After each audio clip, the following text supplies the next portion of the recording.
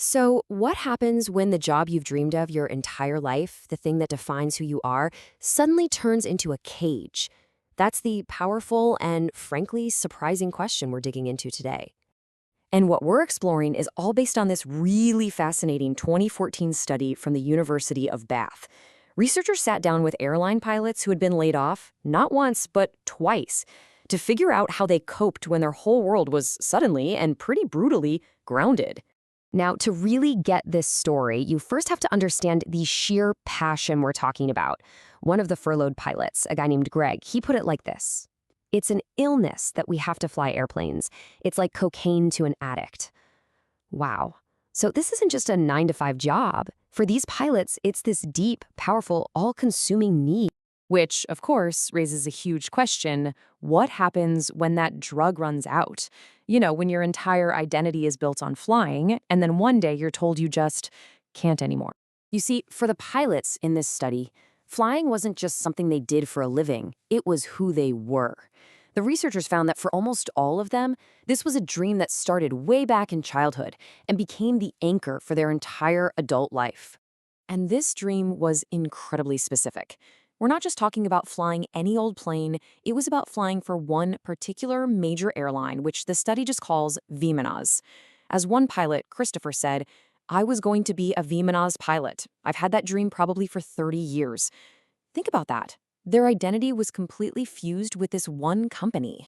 This just shows you the total overlap between their professional and personal lives. Another pilot, Karen, she explained that flying wasn't just her job, it was her favorite hobby too. The line between work and self had pretty much completely disappeared. Okay, so you've got this deep, lifelong identity, and it's all built around the cockpit. And then the unthinkable happens. This next part is about what happened when that dream, for thousands and thousands of pilots, came crashing right down to earth. And this drama wasn't just one event. It built up over a whole decade. It all started with the 9/11 attacks, which kicked off the first wave of mass furloughs. Then, a few years later, a lot of pilots were called back, only to get hit by a second wave during the 2008 recession. It was just 10 years of nonstop uncertainty. And the scale of this was just staggering. Between 9/11 and 2010, more than 14,000 pilots were furloughed from just the 7 major U.S. carriers. That's almost a third of the entire workforce. Just thousands of lifelong dreams, all put on hold. The personal impact was absolutely devastating. I mean, just listen to how a pilot named Aaron described getting that first call. That phone call felt like the guillotine blade was coming down. I pictured the worst: bankruptcy, losing a home, losing my family. The fear was just immediate and totally all-encompassing. Now, this is really crucial. The 2 furloughs felt completely different to the pilots. That first one, after 9/11, was seen as a national tragedy, a shared catastrophe that everyone was going through together. But the second one, that felt like a personal betrayal. They saw it as being caused by corporate greed and mismanagement. The trauma shifted from being a shared event to a really deep personal wound. And in the face of that betrayal, the pilots' stories really split. Their paths just diverged. So first, let's look at the group who, against all odds, somehow found a way to move on. So how did they do it? Well, the study found a pretty clear 3-step journey. First, they had to work through the trauma. They had to actually acknowledge their anger and their sense of loss. Second, they actively retrained. They made a conscious choice to learn new skills outside of aviation. And that led right to step 3, regaining a sense of control and opening up totally new choices for their future. A pilot named Raj just perfectly captured this mindset. He kind of looked in the mirror and recognized the limits of his skills, saying, if there's no airplanes to fly, you're somewhat stuck.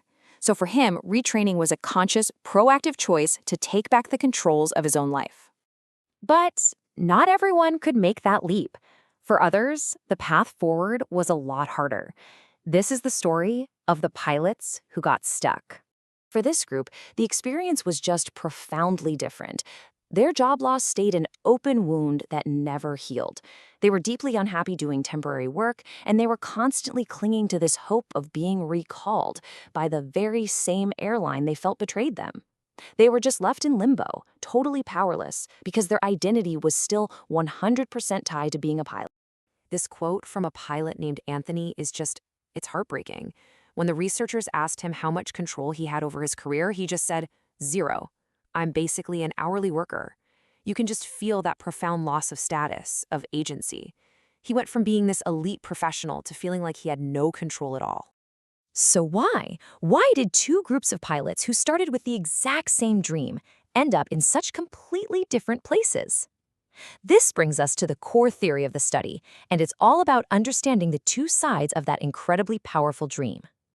The researchers call it the Phaeton dream. It's named after a character in Greek mythology who was obsessed with flying his father's sun chariot. It's basically this shared fantasy about a job, usually born in childhood, that acts as a powerful identity anchor.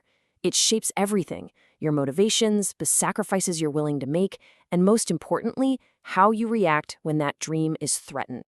And here is the central paradox of this whole story. For the moving on group, this dream acted as a true anchor. It gave them the stability and the self-confidence they needed to go out and build brand new careers. But for the stuck group, that exact same dream became a cage.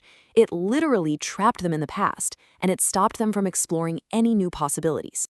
To put it as simply as possible, the very dream that had once lifted them into the sky was now the one thing holding them firmly on the ground. And that really brings us to our final question, a question for all of us. Take a look at your own career, your own passion. Is your dream an anchor that gives you stability and lifts you up? Or has it maybe become a cage that's holding you back?